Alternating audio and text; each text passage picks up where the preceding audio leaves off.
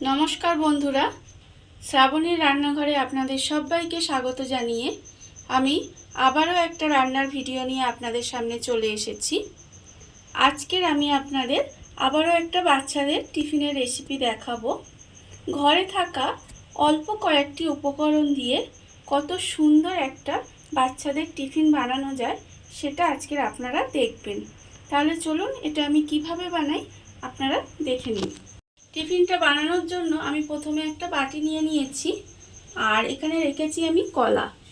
এখানে আমি কাঁঠালি কলা ব্যবহার করেছি, আপনারা চাইলে কিন্তু সিঙ্গাপুরি কলাও ব্যবহার করতে পারেন।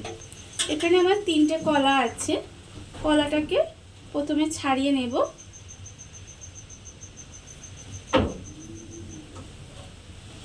কলাগুলোকে আমি প্রথমে ছাড়িয়ে নিলাম। এবারে কলাগুলোকে কিন্তু খুব ভালোভাবে মেখে নিতে হবে। এবারে আস্তে আস্তে আমি কলাগুলোকে খুব ভালোভাবে মেখে নিতে হবে। কলাটা আমি খুব ভালোভাবে মেখে নিয়েছি। এইবারে আমি এর মধ্যে দিয়ে দেব ময়দা। ময়দাটা আমি এখানে প্রায় 5 চামচ মতো ময়দা দিলাম। আর আমি দেব এখানে বেকিং সোডা, খুব অল্প পরিমাণে বেকিং সোডা দিলাম। দিয়ে এবারে এটাকে একটু মিশিয়ে নেব। আর আমি এর মধ্যে দেব একদম অল্প সামান্য ছিটে ফোটা একটু নুন। এবারে আমি এখানে একটা ডিম রেখে দিয়েছি, সেই ডিমটাকে আমি ভাঙবো। ডিমটাকে আমি এখানে ভেঙে নিলাম।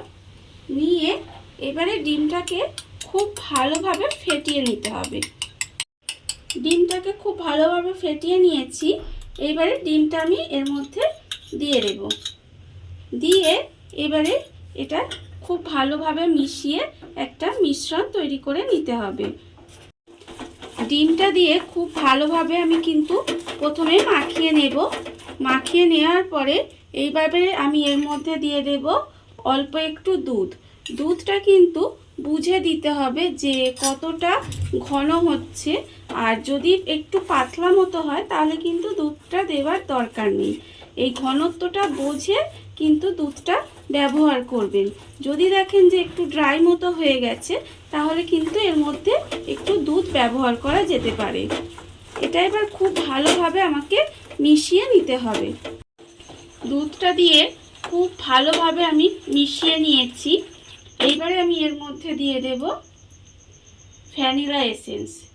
এখানে আমার প্রায় হাফ চামচ মতো ভ্যানিলা এসেন্স আমি দিয়ে দিলাম। দিয়ে আবারও এটা খুব ভালোভাবে আমাকে মিশিয়ে নিতে হবে। আর আমি এবারে এর মধ্যে দেব মধু।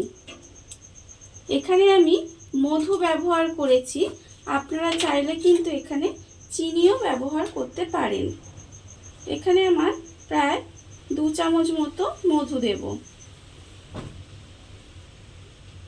মধুটা আমি এখানে দিয়ে দিলাম। দিয়ে আবারও কিন্তু এটা খুব ভালোভাবে মিশিয়ে নিতে হবে।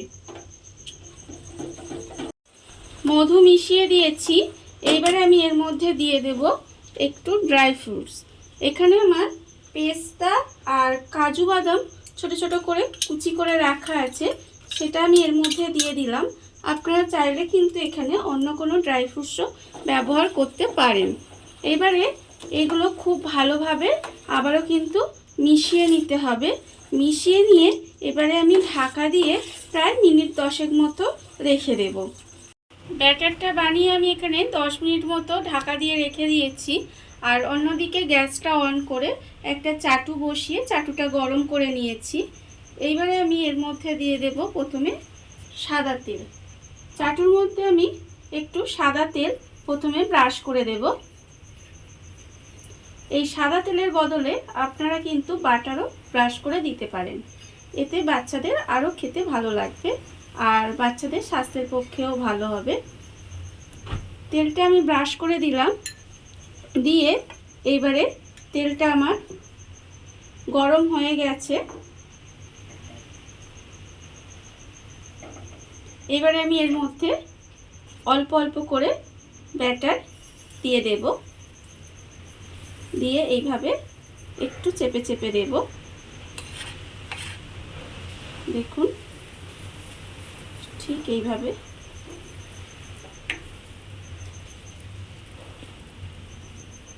দিয়ে এবার একটু আমি ঢাকা দিয়ে রান্না হতে দেব।